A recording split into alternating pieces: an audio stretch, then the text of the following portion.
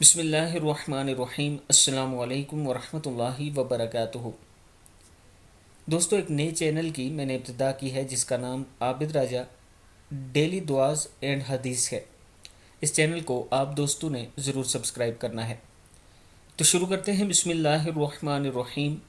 حضرت ابو ہریرہ رضی اللہ تعالیٰ عنہ فرماتے ہیں کہ رسول اللہ صلی اللہ علیہ وآلہ وسلم نے ارشاد فرمایا، جو کوئی مسلمان شخص نماز اور ذکر کے لیے مسجد کو ٹھکانہ بناتا ہے، اس کے لیے اللہ ایسے خوش ہوتا ہے جیسے گھر والے کسی غائب فرد کے لوٹنے پر خوش ہوتے ہیں۔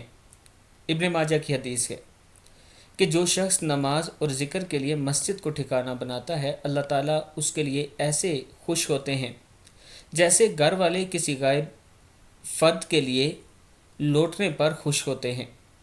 ابن ماجہ کی حدیث ہے۔ اللہ تعالیٰ ہم سب کو رسول اللہ صلی اللہ علیہ وآلہ وسلم کے ہر فرمان پر عمل کرنے کی توفیق دے۔ السلام علیکم ورحمۃ اللہ وبرکاتہ۔